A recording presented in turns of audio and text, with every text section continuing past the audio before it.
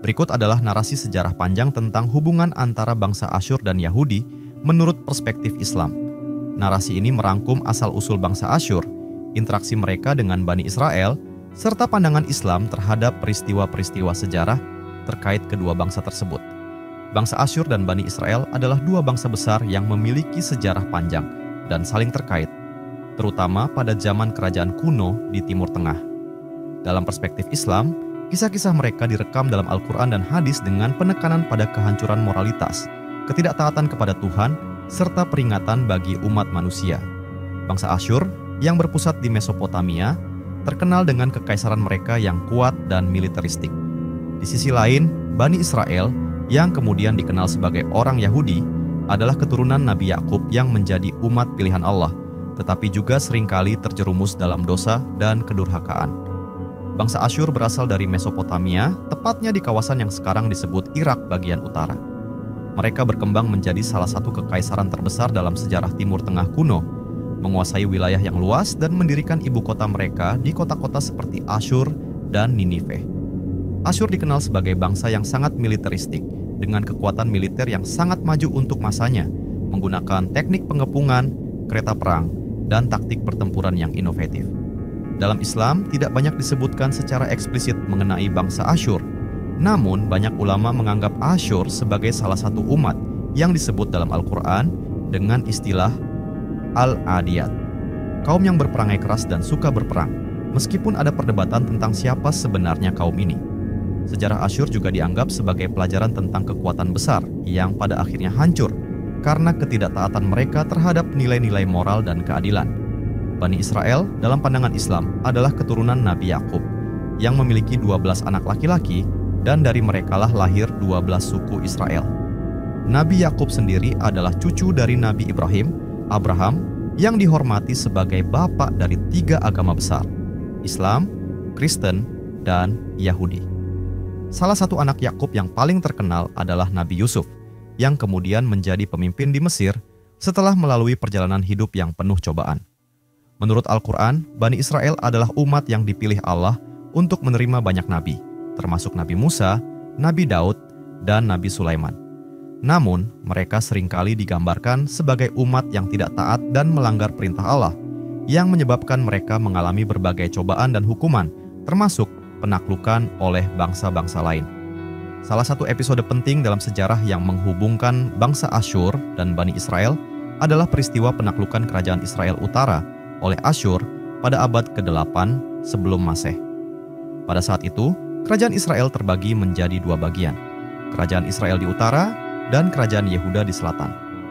Asyur di bawah kekuasaan Raja Shalmaneser V dan Sargon II menyerang kerajaan Israel Utara pada tahun 722 sebelum Masehi dan membawa sebagian besar penduduknya sebagai tawanan ke Asyur. Peristiwa ini dikenal dalam sejarah sebagai pembuangan Israel dan menjadi salah satu peristiwa paling signifikan dalam sejarah Yahudi. Penduduk Israel yang diasingkan ini menjadi bagian dari 10 suku yang hilang, 10 lost tribes. Sebuah istilah yang merujuk pada suku-suku Israel yang tidak pernah kembali ke tanah asal mereka dan nasibnya tetap menjadi misteri hingga hari ini. Dalam pandangan Islam, peristiwa ini dipahami sebagai salah satu hukuman Allah kepada Bani Israel karena pelanggaran mereka terhadap perintahnya. Al-Quran menyebutkan beberapa kali bagaimana Bani Israel berkali-kali melanggar perjanjian mereka dengan Allah dan sebagai akibatnya mereka seringkali ditimpa bencana, baik dari dalam maupun dari luar. Salah satu tokoh penting yang menghubungkan bangsa Asyur dan narasi Islam adalah Nabi Yunus. Menurut Al-Quran, Nabi Yunus diutus oleh Allah untuk berdakwah kepada penduduk Ninive, ibu kota Asyur, yang terkenal dengan kekejamannya dan kerusakan moral. Awalnya, penduduk Ninive menolak pesan Nabi Yunus, dan Nabi Yunus pun meninggalkan kota tersebut dengan perasaan marah. Namun, dalam kisah yang terkenal, Nabi Yunus kemudian ditelan oleh seekor ikan besar. Dalam beberapa tafsir disebut ikan paus. Setelah ia terombang-ambing di lautan. Setelah bertobat dan memohon ampun kepada Allah, Yunus dikeluarkan dari perut ikan tersebut dan kembali ke Ninive. Kali ini, penduduk Ninive mendengarkan seruan Nabi Yunus bertobat dari dosa-dosa mereka dan Allah menunda hukumannya atas mereka. Kisah ini menjadi salah satu pelajaran penting dalam Islam tentang kekuatan doa dan pengampunan, serta peringatan bagi bangsa-bangsa yang kuat namun durhaka terhadap perintah Allah. Setelah kekalahan kerajaan Israel Utara, kerajaan Yehuda di selatan tetap bertahan selama lebih dari 1 abad. Namun, pada akhirnya, Yehuda pun ditaklukkan, kali ini oleh bangsa Babilonia yang telah menggantikan Asyur sebagai kekuatan dominan di kawasan tersebut. Pada tahun 586 sebelum Masehi, Raja Nebukadnezar II dari Babilonia menyerang Yerusalem, menghancurkan bait suci yang dibangun oleh Nabi Sulaiman, dan membawa sebagian besar penduduk Yehuda ke pengasingan di Babilonia. Peristiwa ini dikenal sebagai pembuangan Babilonia dan menjadi salah satu momen paling tragis dalam sejarah Yahudi. Dalam pandangan Islam, pembuangan ini juga dilihat sebagai hukuman Allah atas ketidaktaatan Bani Israel, sebagaimana tercatat dalam berbagai ayat Al-Quran. Pembuangan ini juga menjadi momen refleksi spiritual bagi Bani Israel, yang kemudian membangun kembali identitas agama mereka dalam pengasingan. Kekaisaran Asyur, meskipun sangat kuat dan dominan selama beberapa abad, akhirnya mengalami kejatuhan. Pada abad ke-7 sebelum Masehi, Kekaisaran Asyur diserang oleh koalisi Babilonia dan Media, yang berhasil menghancurkan Ninive pada tahun 612 sebelum Masehi. Setelah kehancuran ibu kota mereka, Kekaisaran Asyur dengan cepat runtuh, dan bangsa mereka menghilang dari sejarah. Dalam perspektif Islam, kehancuran Asyur dapat dipahami sebagai contoh lain dari bagaimana kekuasaan besar dapat runtuh jika mereka tidak taat kepada perintah Allah. Ini juga menjadi pengingat bahwa kebesaran duniawi tidak ada artinya tanpa ketaatan kepada Tuhan. Setelah pembuangan di Babilonia, sebagian besar orang Yahudi akhirnya kembali ke tanah air mereka di bawah pemerintahan Persia. Namun, hubungan mereka dengan Allah terus digambarkan dalam Islam sebagai penuh tantangan. Meskipun Allah telah mengutus banyak nabi kepada mereka, termasuk Nabi Zakaria, Nabi Yahya, dan Nabi Isa, sebagian besar Bani Israel terus menolak dan bahkan membunuh beberapa nabi yang diutus kepada mereka. Islam menekankan bahwa Bani Israel adalah umat yang diberkahi dengan banyak nabi dan rahmat, tetapi mereka juga diperingatkan tentang akibat dari ketidaktaatan dan keangkuhan. Al-Quran menjelaskan bahwa umat Islam harus belajar dari sejarah Bani Israel, bahwa rahmat Allah selalu datang dengan tanggung jawab, dan kesalahan yang sama tidak boleh diulang. Dalam pandangan Islam, sejarah bangsa Asyur dan Bani Israel adalah kisah yang syarat dengan pelajaran moral. Bangsa Asyur mewakili kekuasaan besar yang akhirnya runtuh karena penyalahgunaan kekuasaan dan ketidaktaatan kepada Allah. Sementara Bani Israel adalah umat yang diberi banyak kesempatan oleh Allah melalui nabi-nabinya, tetapi seringkali gagal dalam memenuhi tanggung jawab mereka sebagai umat yang dipilih. Kisah-kisah ini mengandung pelajaran penting tentang ketaatan, kekuasaan, dan kehancuran. Islam memandang bahwa sejarah bukan hanya tentang peristiwa masa lalu, tetapi juga tentang pelajaran moral yang harus diambil oleh umat manusia sepanjang masa. Dalam pandangan sejarah Islam, Bani Israel memainkan peran penting dalam banyak kisah yang diungkapkan dalam Al-Quran dan tradisi Islam. Salah satu periode penting dalam sejarah mereka adalah ketika mereka mengalami penindasan dan perbudakan, salah satunya di bawah kekuasaan bangsa Asyur. Meskipun perbudakan Bani Israel oleh bangsa Asyur tidak diceritakan secara langsung dalam Al-Quran seperti halnya dengan kisah mereka di Mesir, peristiwa ini menjadi bagian dari narasi sejarah yang penting dalam konteks umum sejarah umat Yahudi yang disebutkan dalam berbagai literatur Islam dan karya tafsir. Mari kita telah lebih dalam mengenai perbudakan Bani Israel di bawah bangsa Asyur dalam konteks versi Islam serta hubungannya dengan kisah para nabi dan pandangan sejarah yang berkembang di wilayah Muslim. Dalam pandangan Islam, Bani Israel adalah umat yang telah menerima wahyu Allah melalui para nabi mereka, namun juga sering digambarkan sebagai umat yang berulang kali melanggar perjanjian dengan Tuhan. Al-Quran mengisahkan berbagai kejadian di mana Bani Israel menyimpang dari petunjuk yang telah diberikan kepada mereka melalui nabi-nabi, seperti Nabi Musa, dan bagaimana mereka kemudian dihukum atas pelanggaran tersebut. Peristiwa penaklukan oleh bangsa Asyur ini dianggap sebagai salah satu akibat dari penyimpangan Bani Israel terhadap perintah Allah. Ketika kerajaan Israel Utara menolak ajaran Allah dan terlibat dalam penyembahan berhala, serta praktik-praktik yang bertentangan dengan syariat yang diturunkan kepada mereka, mereka dihukum melalui invasi dan penaklukan oleh bangsa Asyur. Penaklukan Asyur atas kerajaan Israel Utara pada sekitar tahun 722 sebelum Masehi menjadi titik balik penting. Raja Asyur pada saat itu, Sargon II, menyerang ibu kota Samaria dan menghancurkan kekuatan Israel. Setelah penaklukan ini, banyak penduduk Bani Israel dibawa sebagai tawanan perang dan diperbudak oleh bangsa Asyur. Mereka diasingkan ke berbagai wilayah di Kekaisaran Asyur dan dijadikan buruh, serta budak di bawah pemerintahan Asyur yang keras dan otoriter. Meskipun tidak ada perincian eksplisit mengenai perbudakan Bani Israel di bawah bangsa Asyur dalam Al-Quran, para ulama dan ahli tafsir Islam menafsirkan berbagai ayat yang menyebutkan hukuman yang diberikan kepada Bani Israel karena pelanggaran mereka terhadap ajaran Tuhan. Beberapa ayat yang relevan dengan kisah penderitaan mereka di bawah penguasa asing, meskipun seringkali lebih terkait dengan pengalaman mereka di Mesir dan Babilonia, juga dipandang oleh beberapa ulama sebagai cerminan dari situasi serupa yang mereka alami di bawah kekuasaan Asyur. Misalnya, dalam surat Al-Isra, surat ayat 4-8, Allah menyebutkan bagaimana Bani Israel akan dihukum berkali-kali karena kedurhakaan mereka. Banyak ulama mengaitkan ayat ini dengan dua kehancuran besar yang dialami oleh Bani Israel, yaitu kehancuran kerajaan Israel Utara oleh Asyur dan kemudian kehancuran kerajaan Yehuda oleh Babilonia. Dalam tradisi Islam, penaklukan oleh bangsa Asyur sering dianggap sebagai hukuman ilahi atas pelanggaran-pelanggaran yang dilakukan oleh Bani Israel. Bangsa Asyur, yang dikenal sebagai penakluk yang kejam, menjadi alat Tuhan untuk menghukum umat yang telah menyimpang dari ajarannya. Peristiwa ini juga mengingatkan Bani Israel akan pentingnya kembali kepada ketaatan kepada Tuhan dan meninggalkan penyimpangan dalam bentuk penyembahan berhala dan ketidakadilan sosial.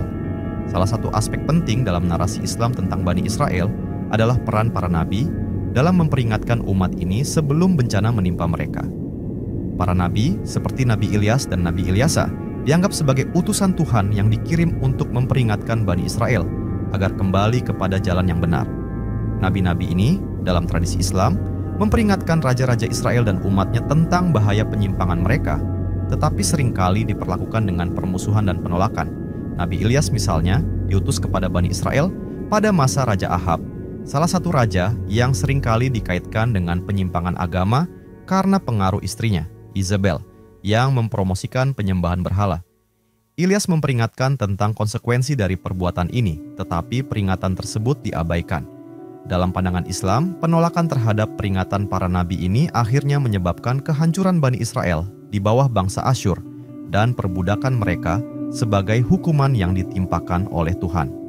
Setelah penaklukan Asyur, Bani Israel mengalami pengasingan yang dikenal sebagai diaspora Asyur. Banyak dari mereka yang diasingkan tidak pernah kembali ke tanah air mereka dan tersebar di berbagai wilayah yang dikuasai oleh bangsa Asyur.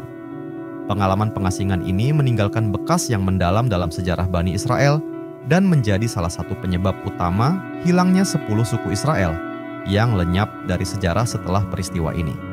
Pengasingan ini juga berdampak pada identitas keagamaan dan sosial Bani Israel. Di bawah tekanan kekuasaan asing, mereka berjuang untuk mempertahankan keyakinan mereka dan menghadapi tantangan asimilasi dengan budaya dan agama bangsa Asyur. Dalam beberapa kasus, pengaruh agama asing mulai meresap ke dalam kehidupan mereka. Tetapi, ada juga yang tetap setia pada ajaran yang dibawa oleh nabi-nabi mereka. Dalam sejarah panjang perbudakan dan penindasan yang dialami oleh Bani Israel, masa di bawah kekuasaan bangsa Asyur adalah salah satu episode yang penuh penderitaan. Bani Israel tidak hanya menghadapi kekalahan militer, tetapi juga mengalami pengasingan dan perbudakan yang merubah sejarah mereka selamanya.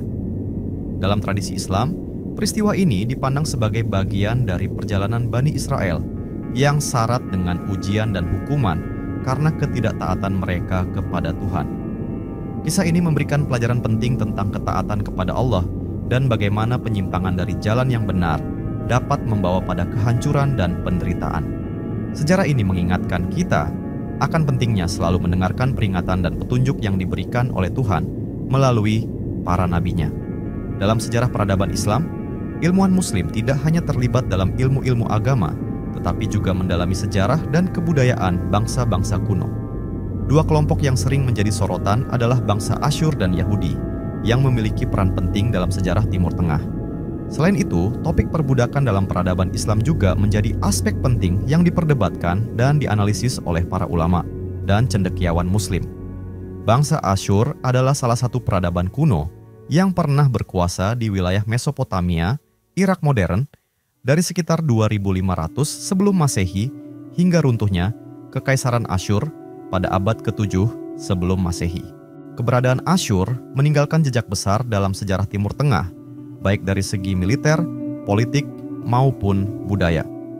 Dalam sejarah Islam, para sejarawan Muslim mempelajari peradaban Asyur melalui sumber-sumber terdahulu, termasuk naskah-naskah yang diwarisi dari tradisi pra-Islam. Sebagai contoh, Al-Tabari, salah satu sejarawan Muslim terkemuka, membahas sejarah bangsa Asyur dalam konteks kekuasaan mereka di Timur Tengah, terutama interaksinya dengan bangsa Yahudi dan kerajaan-kerajaan kuno lainnya.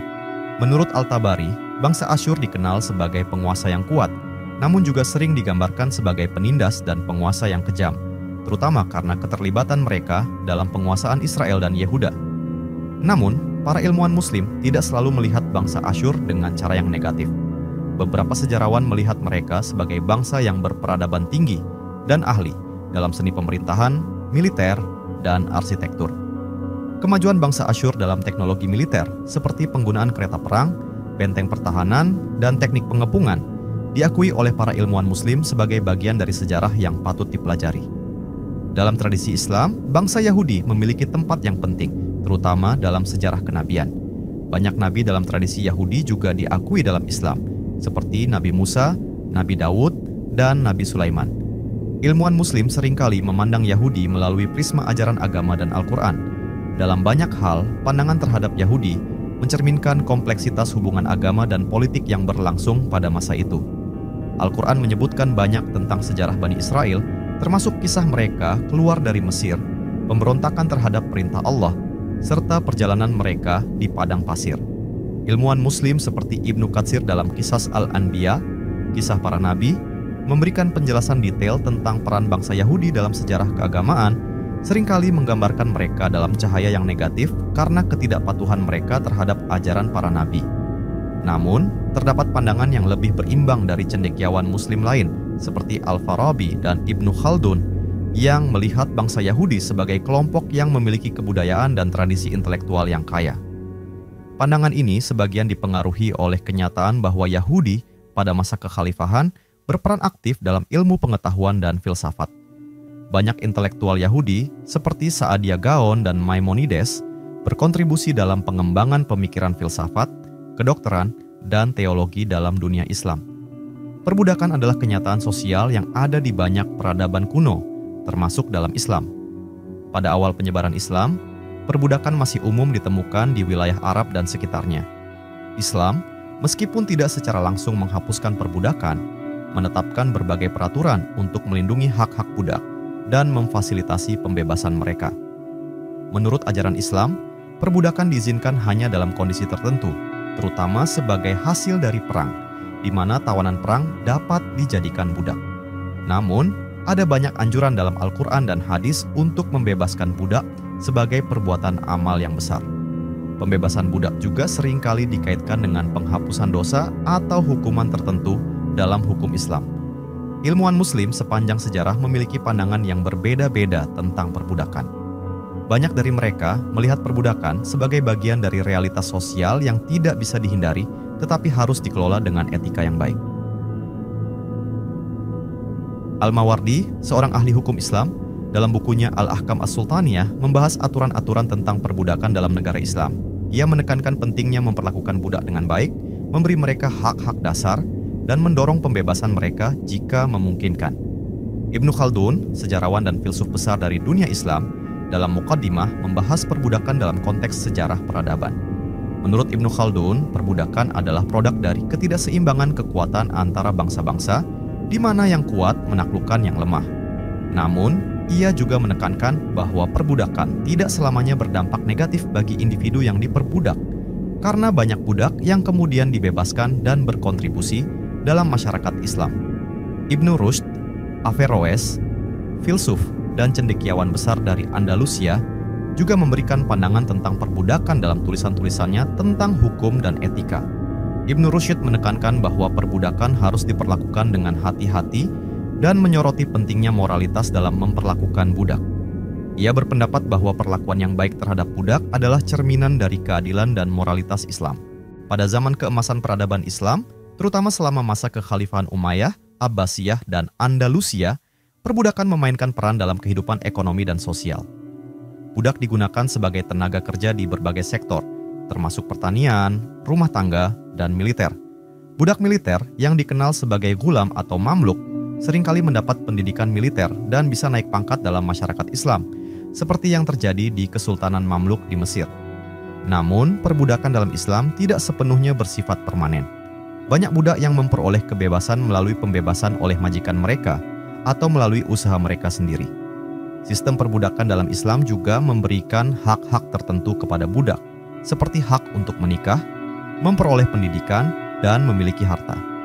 Pandangan ilmuwan Muslim tentang bangsa Asyur, Yahudi, dan perbudakan mencerminkan kompleksitas hubungan antara sejarah, agama, dan etika dalam peradaban Islam. Meski bangsa Asyur dan Yahudi dipandang dalam konteks sejarah keagamaan dan politik yang berbeda, keduanya tetap menjadi subjek kajian penting di kalangan para sejarawan Muslim. Sementara itu, perbudakan di masa Islam dipandang sebagai fenomena yang perlu diatur secara etis dengan anjuran untuk membebaskan budak dan memperlakukan mereka dengan adil. Melalui analisis ini, kita dapat memahami bagaimana para ilmuwan Muslim masa lalu memandang sejarah dan isu-isu sosial dengan kerangka yang mencerminkan nilai-nilai keagamaan dan kemanusiaan yang mereka anut. Warisan pemikiran mereka tetap relevan hingga saat ini, memberikan kita wawasan tentang bagaimana peradaban masa lalu menangani isu-isu yang kompleks.